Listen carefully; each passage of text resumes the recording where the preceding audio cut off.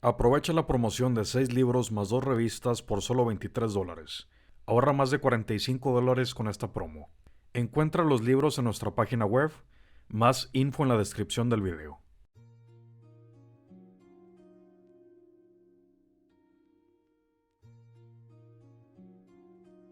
En el video previo, dimos un vistazo a la interfaz RS485 y vimos las virtudes de la misma.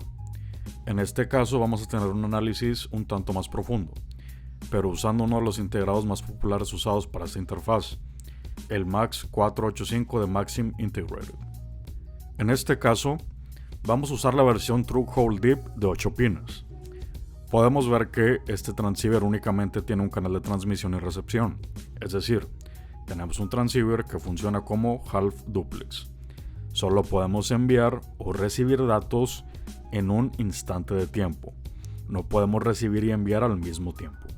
En la estructura interna vemos los buffers tri-state D y R, siendo D el buffer de envío de datos y R el buffer de recepción de datos. Los buffers tri-state cuentan con un pin extra que los habilita o inhabilita. Estos van entonces conectados a DE y RE respectivamente, que son los pines que activan o desactivan los buffers. Pero, ¿por qué es relevante este aspecto en el transceiver? Bien, en un caso de transceiver full duplex, en donde tenemos un canal separado para transmisión y recepción de datos, esto no es tan relevante. El problema recae en el caso que tenemos, donde es half duplex, dado que tenemos que usar tanto transmisión y recepción de datos en un mismo canal.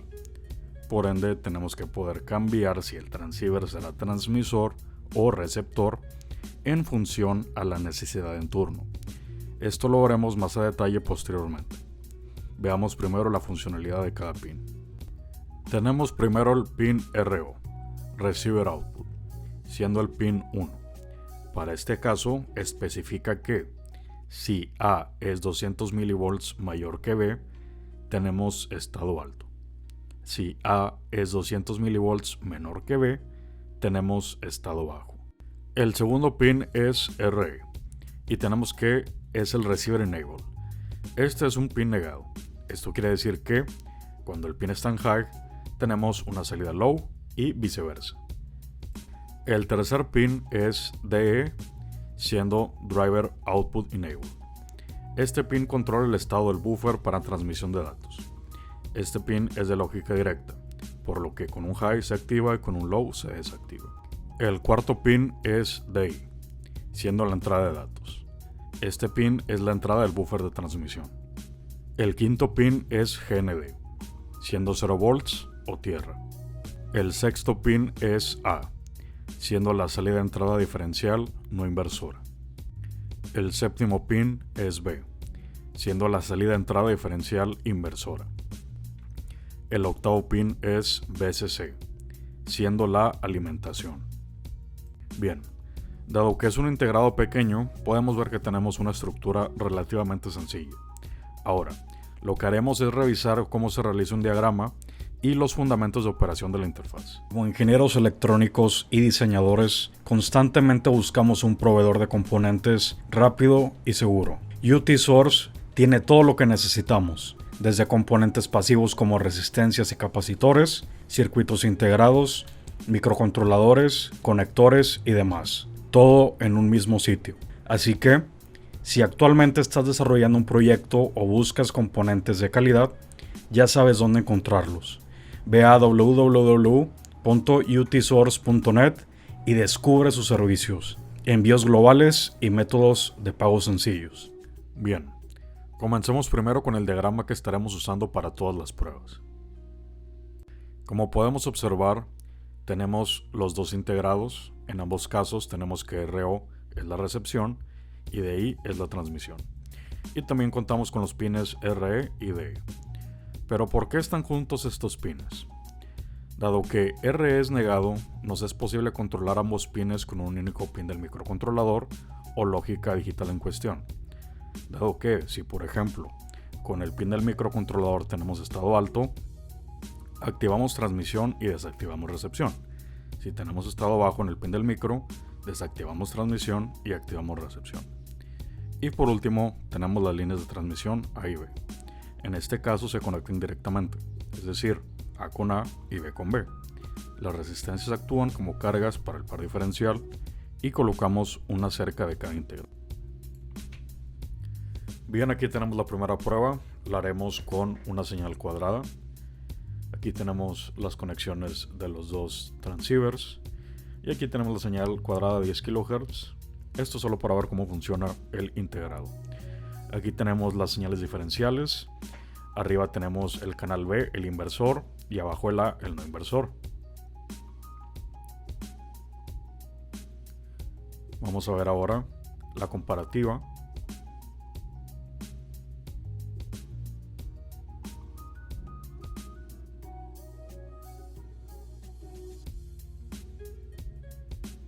Tenemos en la señal 3 la salida de datos, es decir, la señal cuadrada de 10 kHz. Ahora, ¿cómo es que funciona la interfaz?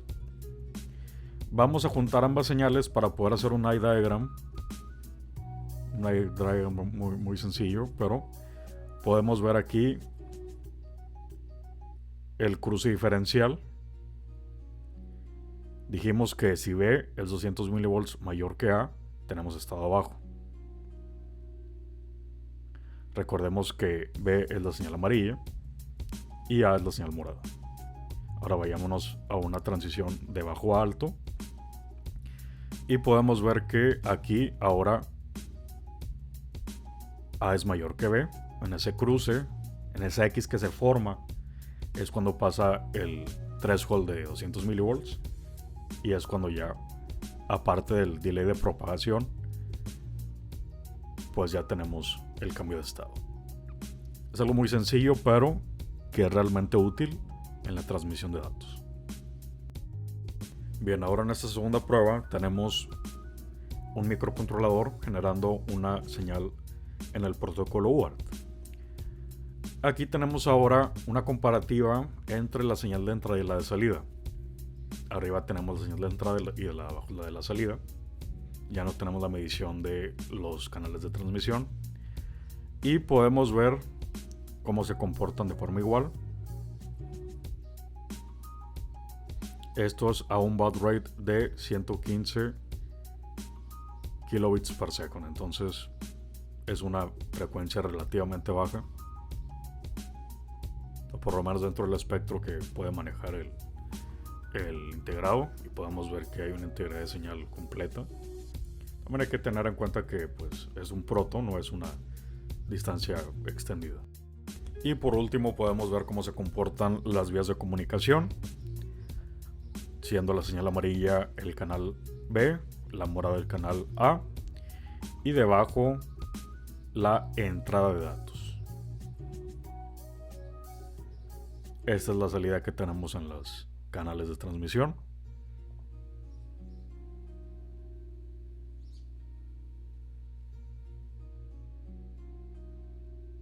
Damos pausa y vemos que todo está completamente en orden.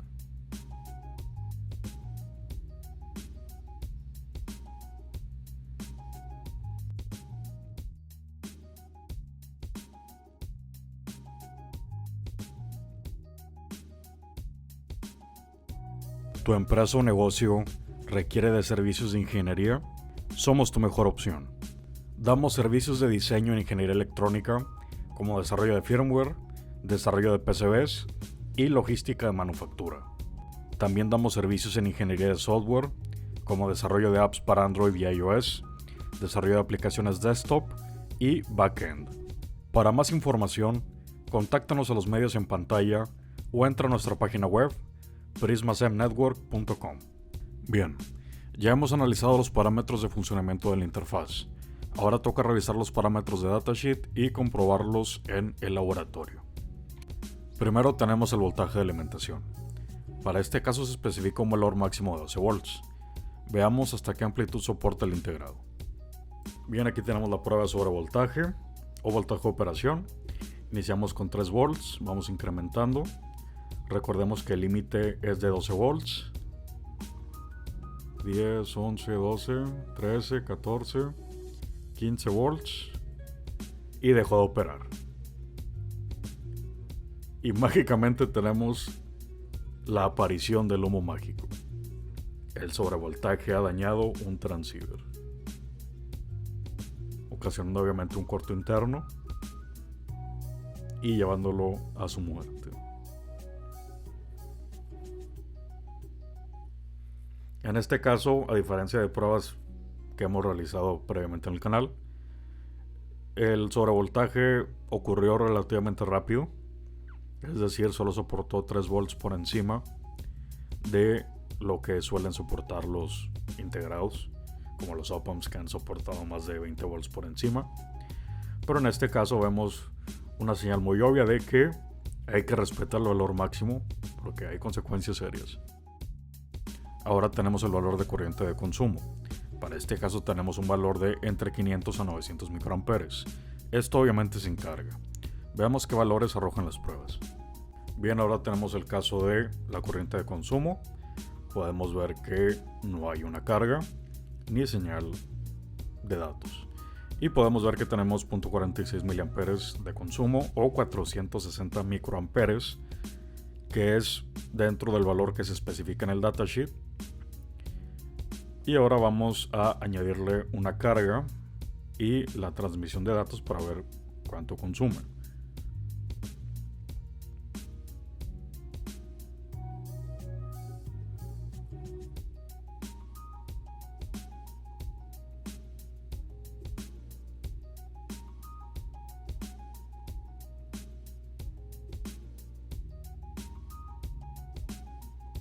Ya tenemos la transmisión y podemos ver que tenemos aproximadamente 1 miliampere y fracción.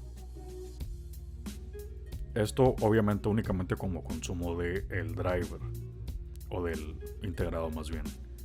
Lo que se consume por la transmisión ya es un dato extra. Pero tenemos un consumo muy bajo para nuestro transceiver. Ahora tenemos el valor de corriente en cortocircuito. Aquí nos especifican valores entre 7 a 95 miliamperes. El driver cuenta con protección ante cortocircuito, por lo que este valor se limita automáticamente. Veamos las pruebas. Bien, ahora tenemos el caso de la corriente de cortocircuito. Podemos ver que está operando 9 miliamperes. Esto ya es una carga total. Y ahora vamos a poner en cortocircuito las líneas de transmisión de datos. Ponemos primero la línea A en cortocircuito. Podemos ver que ya no hay flujo de datos en esa línea.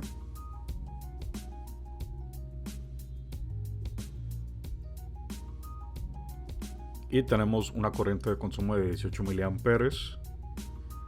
Obviamente dentro de la protección que existe en el integrado. Podemos ver que al quitarla, ponemos ahora el B en cortocircuito y la línea A sigue funcionando sin problemas, no se dañó por esta protección, y ahora el B pues ya no tiene transmisión porque está en cortocircuito. Vamos a poner ambos en cortocircuito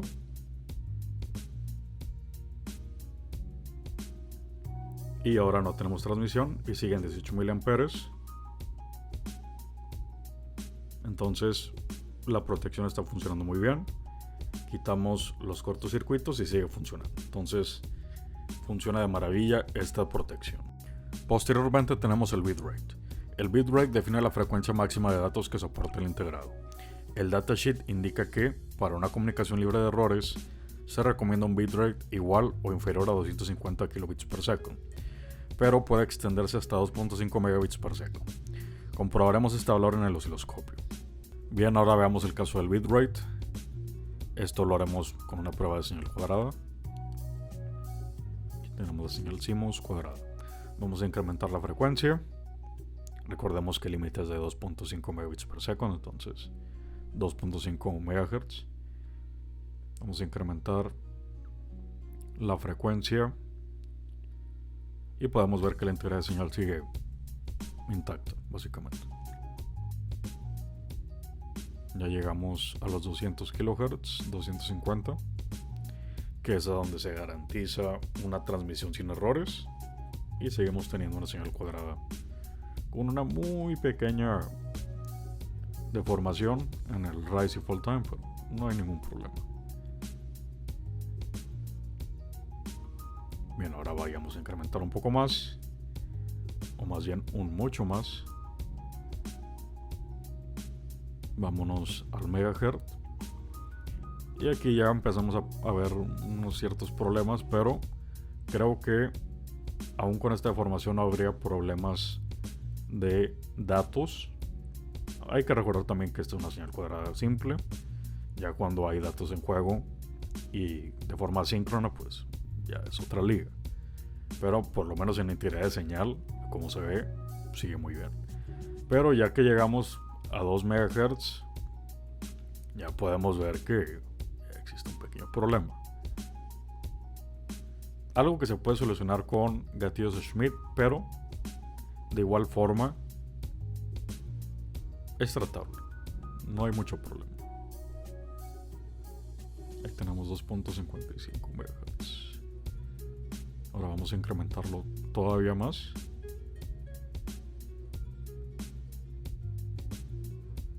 A 6 MHz y ahí ya tenemos un caso perdido.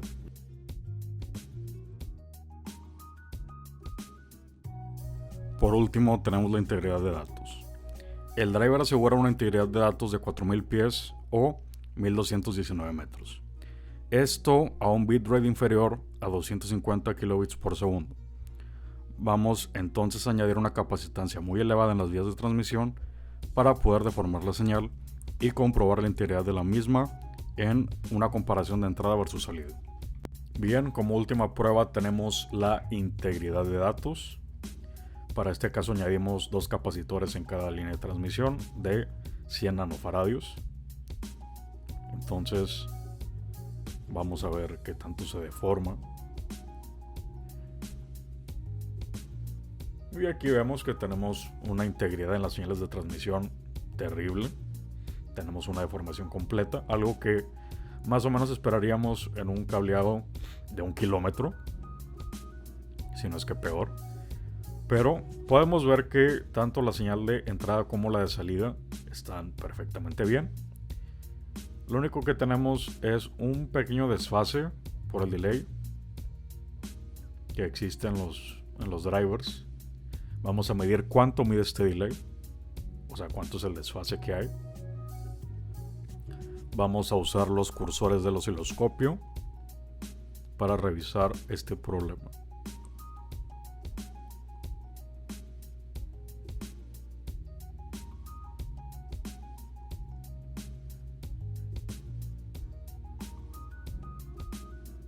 Y podemos ver que es de 1.9, 1.8 microsegundos aproximadamente. Entonces no es demasiado y no realmente no influiría en ningún problema, no pasaría nada. Lo que nos importa es que la integridad de los datos que estamos transmitiendo, que en este caso es UART, pues está llegando perfectamente bien. Entonces es un win completo.